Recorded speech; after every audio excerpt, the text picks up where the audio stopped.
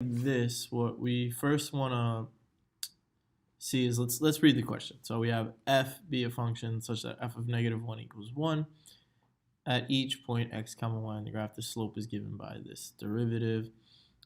Which of the following statements is true? Now, this is the first derivative, and to do this problem and see what we have at this point, negative 1 comma 1, because x is negative 1 and y is 1, to see what it is that we want to do here, we're going to use the second derivative test. Now, what the second derivative test is and why does it make sense? So let's first get an idea of what the second derivative test says. So it just basically says that if the derivative at that point equals 0 and f double prime is positive, then f has a local minimum at c.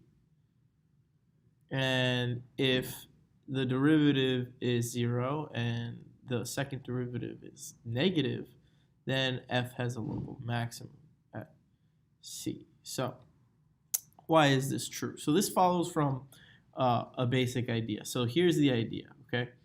If the second derivative at some point c is positive, right? That's saying the second derivative is positive,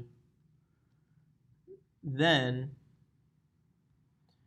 f is concave up. And we need to have an idea of what is meant when we say concave up. This is concave up. So the idea is that it just looks like this. Concave up looks like that. Okay? So it makes sense that if you see that you have it where f prime of c is 0, so this is c right here, right? This is the x-axis, let's say, and then right here is c. F prime of c, this is f. F prime of c, the derivative is 0. And then if I take the second derivative, I could see that f double prime of c is greater than 0. It being positive implies that f is concave up, and then it is true that then this value here is a minimum. Now let's contrast this with the other idea. If f double prime of c is negative, then f is concave down.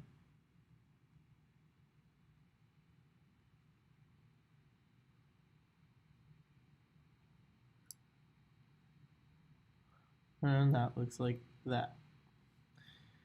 And with this, you can kind of see also again that you see you have this, and then here's c, let's say. And it's very clear that f of c, the derivative, f prime of c equals 0. The slope of the tangent line is 0. And then also you could see that, you see now I have it that f double prime of c is negative, and that this point right here is a local maximum.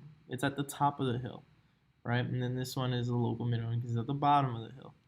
So we apply this logic to this problem here, because what you have in this case is that if you look and I plug in negative 1 comma 1 into this derivative, I'll get 0.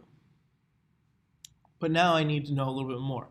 I need to know whether it's relative minimum, relative maximum, maybe it's neither, or maybe the second derivative is 0, in which case you can't say. And then there's insufficient information, maybe it's C or D, you don't know. So let's see what we can get. So what I'm going to do is I'm going to find the second derivative. I'm going to do d squared y dx squared is equal to, now I got to take the derivative of the derivative. So it's going to be negative 2x minus, and I'm going to differentiate x times y on the side. So the derivative of x times y, I got to do product rule. The derivative of x is just x. The derivative of x is 1 times y. Alright? Plus the derivative of y is dy dx. And then times x. And it's minus that whole thing. So I'm going to write it minus y minus x dy dx.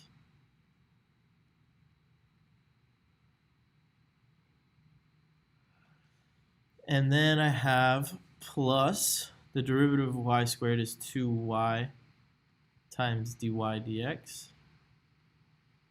And then the derivative of negative 1 is just 0. Now, this is the second derivative in terms of dy dx. Now, let's see. So I already have it. So using the second derivative test, right?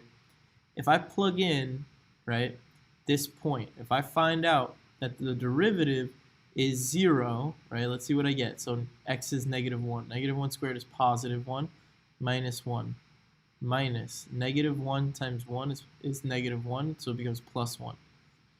Plus y squared, y is 1, so it's just 1 minus 1. This here all equals 0. So I'm satisfying the initial condition here that the derivative is 0.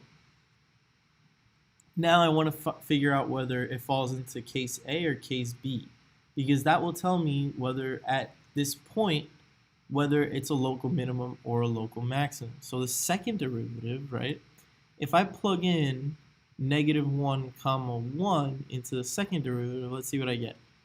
So negative 1, right, x, negative 1 comma 1 minus 1, y is 1, minus negative 1. And then now I know dy dx, when I plug in to dy dx, I get 0. So I could actually just eliminate this term and this term.